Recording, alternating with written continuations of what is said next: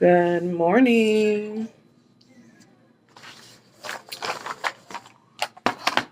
So, last night was kind of rough. Well, technically early this morning, around like 1 a.m., 2 a.m.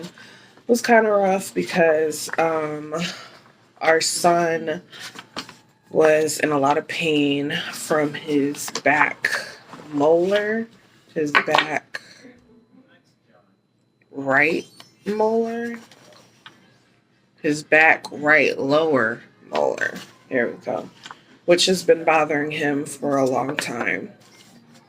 Um, and we have tried a few separate times to get to dentists to help him fix it, and both times they failed us.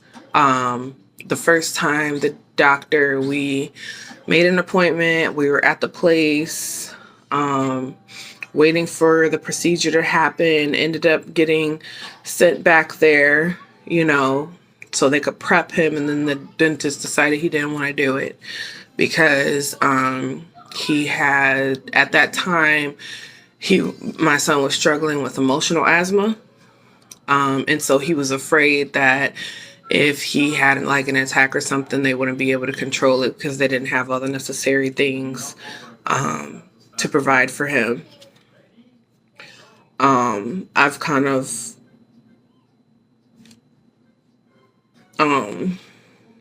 settled myself with that situation, had my peace, like I'm okay with that now.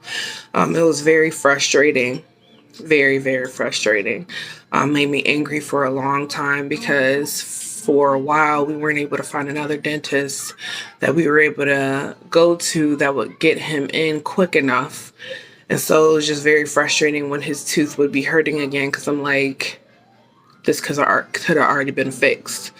But, the doctor wasn't comfortable with it. I don't want a doctor that's uncomfortable doing something, performing on my kid because of something ended up happening, then I would be still feeling some type of way. So that's fine. And we were able to manage his tooth pain with different things, which I'm going to show you in a minute.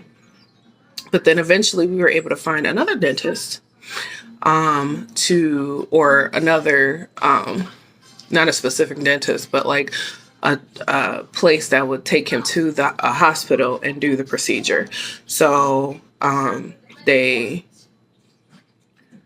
we scheduled pre-admissions, and then they gave me a date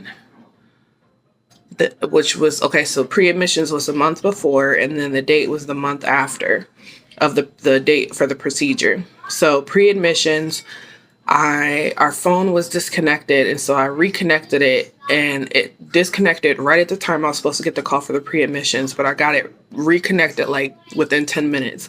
So I called them back, and they were like, "Oh, you missed our call." I was like, "Okay, well, I'm sorry about that. Our phone was disconnected. I got to reconnect it, and I'm calling back. Can we do the pre-admissions now if you have time?" And she was like, "Yeah, we could do it." And so we did the pre-admissions, asked me questions, went through all the back work for the whole thing. So she's like, "Okay, so it's been scheduled. You've completed the pre-admissions. Your date is a month from now, and a day before we'll call you for the time that you're supposed to come in." And they tell you don't eat 24 hours or 12 hours before the procedure, only drink water, blah, blah, blah, blah. So I was like, "Okay, cool. Awesome. So we have a date." That's amazing. So pre-admissions was in August, and the procedure was supposed to be done in September. Later that day in August, another person calls and was like, "Hey, so you missed your pre-admissions.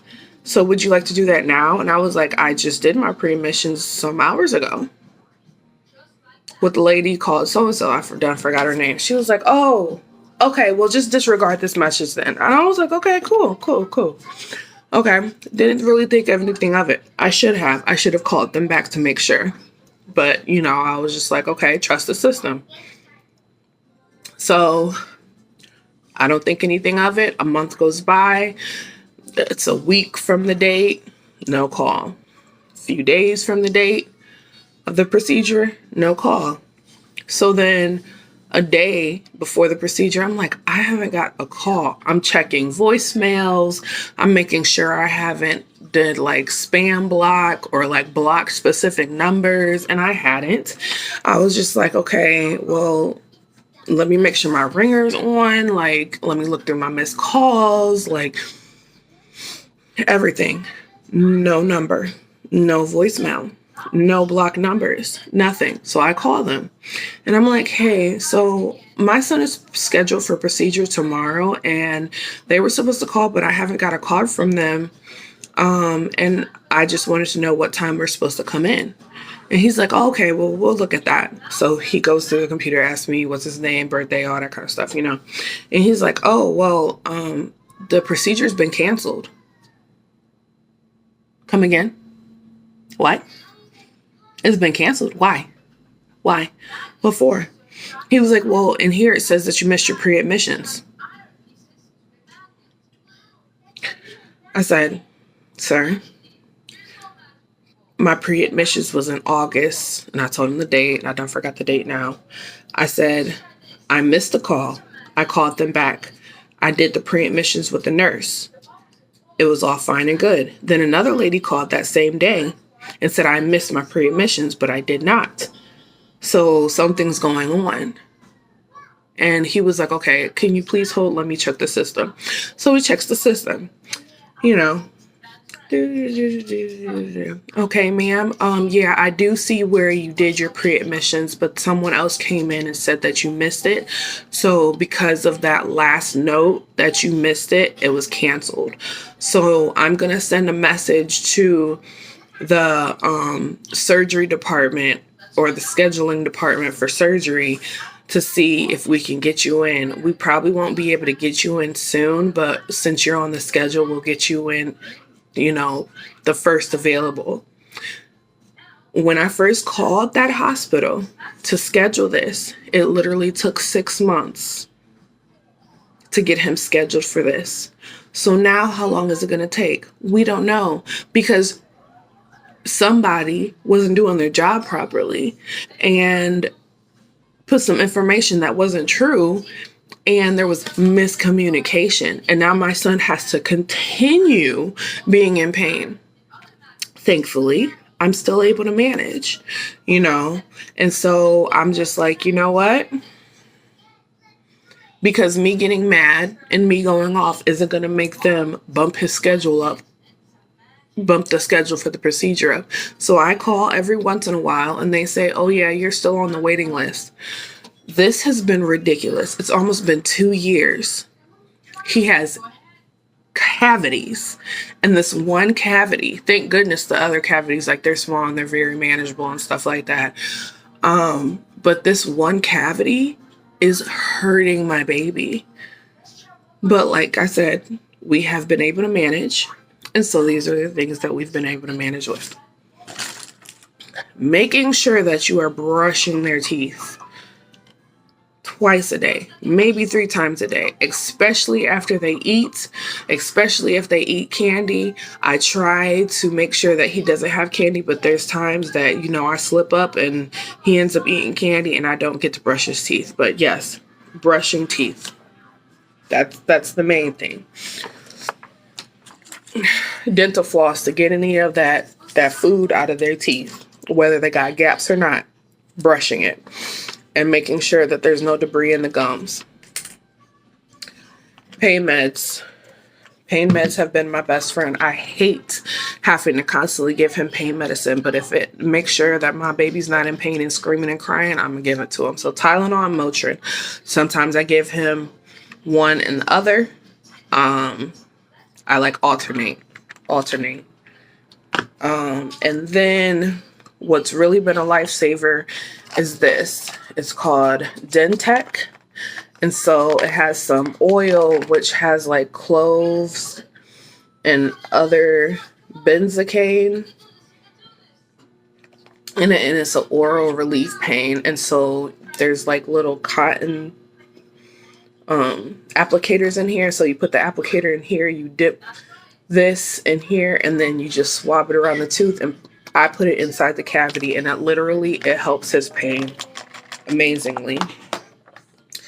If the hole is manageable for you to pack it, I get this stuff. This Temparian Max repair kit, advanced repair kit. It's like a little white paste that you roll into a ball and you press in the tooth and you bite down. This has been amazing. I just got something new. It's this Red Cross Severe Toothache Relief, and they said that this one is used by dentists. I have not used this yet, but I was like, I'm going full out and buying everything just in case it gets worse, because nothing's worse than a toothache, but nothing is worse than a toothache that has reached the root of the tooth, like, or the nerve. Like, once it gets to the nerve, that's it. It's game over. I've had that pain before, and it's literally, I wouldn't wish that on my worst enemy, let alone my baby. No. So anyway, I guess it has little cotton, little tiny balls of cotton, and it has like a little tweezer applicator that you like dip it in there, and then you squeeze the excess of the oil out, and then you put it on the tooth and you leave it there for like how long did it say?